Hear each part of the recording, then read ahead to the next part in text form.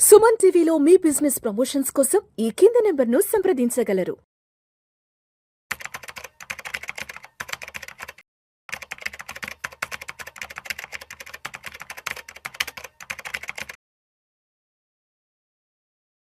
నమస్తే, welcome to Vishnu talks. నేను విష్ణు. ప్రస్తుతం నాతో పాటు Kautilya capital founder and trader Ashok Devanapriya garu ఉన్నారు. వారితో మాట్లాడదాం. అశోక్ దేవనప్రియ గారు, నమస్తే సార్. నమస్కారం sir. Welcome to Vishnu talks. Thank you very much for the invitation. So Ashok Devanapriya garu, ఇప్పుడు ఈ ఫైనాన్షియల్ మార్కెట్స్ లో ఈ ఫ్యాట్ ఫింగర్ ఎర్రర్స్ అనేవి ఎలా జరుగుతుంటాయి, అండ్ మీకు బాగా తెలిసిన ఒక ఫ్యాట్ ఫింగర్ ఎర్రర్ గురించి కొంచెం డీటెయిల్డ్ గా ఎక్స్ప్లెయిన్ చేసి చెప్పగలరు? మార్కెట్లో సాధారణంగా స్ట్రెస్లో ఉంటాం. ఒక ట్రేడర్ అంటే ఆ రోజు మార్కెట్ వాలటాలిటీ హెవీగా ఉంటుంది, కొన్నిసార్లు ప్రాఫిట్ చేస్తాం, కొన్నిసార్లు లాసెస్ చేస్తాం. మా ఒక ఎమోషనల్ లిబిడో హెవీగా ఉంటాయి. ఎన్నోసార్లు ఏం జరుగుతుందంటే ఇన్స్టెడ్ ఆఫ్ బయింగ్ సెల్లింగ్ చేసేస్తాం, కాల్ కొనడంలో పుట్ కొనేస్తాము, ఏటీఎం కాల్ కొనే టైంలో ఓటీఎం కాల్ కొనేస్తాం. ఇలాంటి తప్పులు చాలా చేస్తూ ఉంటాం. ఇలాంటి తప్పులు సాధారణంగా ప్రతి ట్రేడరు చేస్తాడు. కానీ కొన్నిసార్లు ఏమవుతుందంటే ఒక చిన్న తప్పు ఒక పెద్ద సమస్యని సృష్టిస్తుంది. అలాంటి సిచ్యువేషన్నే ఫ్యాట్ ఫింగర్ ఎర్రర్ అని పిలుస్తాం. ఫర్ ఎగ్జాంపుల్, జపాన్లో కేసు జరిగింది. ఒక బ్రోకింగ్ కంపెనీ, మన జిరోదా, స్టాక్స్ ఇలాంటి ఒక బ్రోకింగ్ కంపెనీ, మిజుహో సెక్యూరిటీస్ అని ఒక కంపెనీ. ఆ కంపెనీ లైక్ ఏ నార్మల్ ట్రేడింగ్ డే ఆ రోజు ఒక కొత్త అబ్బాయిని హైర్ చేసుకున్నారు ఇంటర్న్ గా. జస్ట్ అవుట్ ఆఫ్ కాలేజ్, చిన్న బేసిక్ ట్రైనీ వాడు.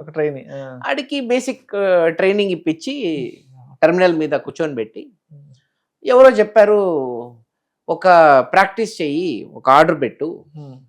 అప్పట్లో ఒక కంపెనీ ఉండేది, జేకామ్ అని చెప్పి, ఒక టెలికాం కంపెనీ అనుకుంటా. అది ఆ కంపెనీ షేర్ వచ్చి 6 లక్షల రూపాయలు, 6 లక్షల ఎన్లు in Japanese currency. So around 6 lakh rupees in their currency. 6 లక్షల రూపాయలకి అమ్మాలి. ఒక్క షేర్ అమ్మేకి ట్రై చేశాడు. వాడు ఏం చేశాడంటే 6 లక్షల రూపాయలకి ఒక్క షేర్ అమ్మే బదులుగా ₹1 6 లక్షల షేర్ అమ్మే ఆర్డర్ పెట్టేశాడు. రివర్స్ పెట్టేశాడు. 1 షేర్ ఫర్ 6 lakh rupees కాదు, 6 lakh షేర్స్ ఫర్ ₹1 ఆర్డర్ పెట్టేశాడు. ఏమవుతుంది? ఆ కాలంలో అలాంటి ఒక క్రేజీ ఆర్డర్ పెడితే ఆ ఆర్డర్ని క్యాన్సిల్ చేసే ఒక ఇన్ఫ్రాస్ట్రక్చరు టోక్యో స్టాక్ ఎక్స్చేంజ్ దగ్గర లేదంట. ఇమ్మీడియట్ గా ఆర్డర్ ఎగ్జిక్యూట్ అయిపోయింది. ₹1 ఫిల్లింగ్ పోతా ఉంది. 6 లక్షల రూపాయలు విలువ గల షేర్ని నువ్వు ₹1 నువ్వు ఇస్తే ఎవడన్నా కొనేస్తాడు, అంతే కదా. ఆర్డర్ ఫిల్ అయిపోద్ది. పట పట పట పట అని with in seconds, with in minutes gone. వాళ్ళు క్యాన్సిల్ కొడుతున్నారు, అవుతా లేదు. ఏం చేసినా అవుతా. లాస్ట్కి ఎక్స్చేంజ్కి ఫోన్ చేశారు. ఎక్స్చేంజ్ వాళ్ళు నువ్వు ఆర్డర్ పెట్టావు, పోయింది, నేనేం చేసేది, ఎవరు మాత్రం ఐ కాంట్ అండు. ఇప్పుడు ఏమైపోయింది, ఈ 6 లక్షల షేర్లు ఎవరిదో అకౌంట్లోకి వెళ్ళిపోయింది. ఇప్పుడు వాళ్ళ అకౌంట్లో నుంచి ఎలా లాక్ అవడం? మా దగ్గర అలాంటి ఫెసిలిటీనే లేదు, మా దగ్గర అలాంటి సిస్టమ్ లేదు. అలాంటి ఒక అబ్నార్మల్ 6 లక్షల రూపాయలు ఉండే ప్రైస్ ఇక్కడ ₹1 ఆర్డర్ పెట్టాడంటే రిజెక్ట్ చేయాల్సి ఉండే. అలాంటి ఇన్ఫ్రాస్ట్రక్చర్ కూడా లేదు వాళ్ళ దగ్గర. ఇవన్నీ కాకుండా ఆ మనిషి, వాడు ఒక ఇంటర్న్, వాడి దగ్గర ఏముంటుంది? ఇప్పుడుదా కాలేజీ నుంచి బయటకు వచ్చిన చిన్న అబ్బాయి ఆడు. వాడేం చేస్తాడు? వాడు ఇంకా ప్యానిక్ మోడ్లో ఉంటాడు. లాస్ట్కి కేసు ఫైల్ చేశారు ఎక్స్చేంజ్ మీద. ఎవరు? ఆ కంపెనీ వాళ్ళు. కోర్టులో జడ్జి ఏం చెప్పారంటే ఎక్స్చేంజ్కి మీ ప్రాబ్లంకి సంబంధం లేదు, తప్పు చేసింది మీరు, తప్పు చేసింది మీ ఒక ఇంటర్న్. ఆ ఇంటర్న్ కి కరెక్ట్ గా కోచింగ్ ఇవ్వడం మీ ఒక బాధ్యత. అది మీరు తప్పు చేశారు, మేము ఒప్పుకుంటాం. దురదృష్టం, చిన్న పసివాడు ఏదో తప్పు చేసేసాడు, దానివల్ల మీకు వాళ్ళకైనా టోటల్ లాస్ దాదాపు $300 million. ఈ రోజు లెక్కలో 2,500 కోట్లు మిస్టేక్. ఒక చిన్న సిల్లీ ఎర్రర్ నుంచి 2,500 కోట్లు వర్త్ మిస్టేక్. ఎక్స్చేంజ్కే ఇంకో $300 million లాస్ వచ్చిందంట అప్పట్లో. టోటల్ లాస్ ఇక్కడ $600 million.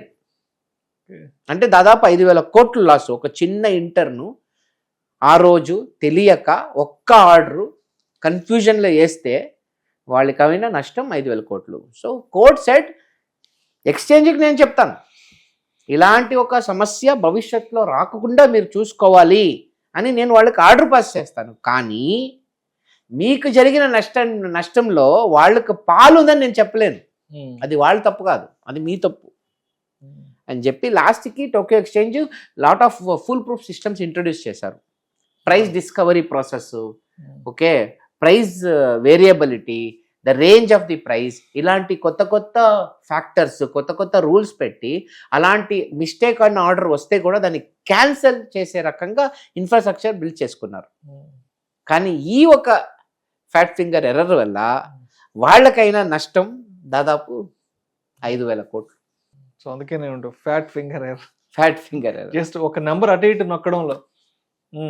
దీన్ని నాన్నకు ప్రేమతో సినిమాలో ఎన్టీఆర్ చెప్తాడు బటర్ఫ్లై ఎఫెక్ట్ అని. Butterfly effect. కొన్నిసార్లు మనం చేసే చిన్న తప్పు ఒక పెద్ద సమస్యకు దారి తీస్తుంది అని చెప్పి. సో 10 నెంబర్ కొట్టిపోయి ఇంకో 0 కొడితే 100 ఎగ్జిక్యూట్ అయిపోతుంది. 100 కొట్టిపోయి ఇంకో 0 కొడితే 1000 ఎగ్జిక్యూట్ అయిపోద్ది. ఇక్కడ వాడు ఏం చేశాడు, ఒక షేర్ అమ్మరా 6 లక్షల రూపాయలు కంటే 6 లక్షల షేర్ 1 రూపాయికి అమ్మేశాడు, జస్ట్ స్వాప్. మనం ఎన్నోసార్లు ఇలాంటి తప్పులు చేస్తాం. నాకు తెలిసిన ఒక ఫ్రెండే చేసుకున్నాడు. వాడు he was suppose to come to Bengaluru for business trip. Kolkata to Bengaluru, Bengaluru to Kolkata flight book చేసుకోవాలి. వాడేం చేశాడు, Bengaluru to Kolkata income flight, Kolkata to Bengaluru reverse flight opposite setting చేసుకున్నాడు. అర్థమైందా? ఇప్పుడు నేను కోల్కతాలో ఉండా, నేను ఫస్ట్ బెంగళూరు పోవాలి, మళ్ళీ అక్కడి నుంచి కోల్కతా రిటర్న్ రావాలి.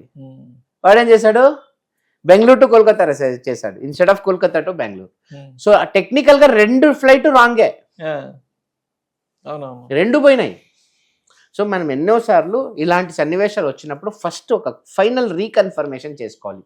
అది ఎంత చిన్న మిస్టేక్ అయినా ఆ రీకన్ఫర్మేషన్ అనేది చాలా మంచిది. That is nothing but proof reading, verification. For example నాకు ఒక బ్యాడ్ హ్యాబిట్ ఉండేది, ఎన్నోసార్లు పర్సు బ్యాక్ జోబ్ లో పెట్టుకుంటే కింద పడిపోయేది. So any place I go ఒకసారి చెక్ చేసుకుంటా అక్కడి నుంచి బయట పోవాలంటే.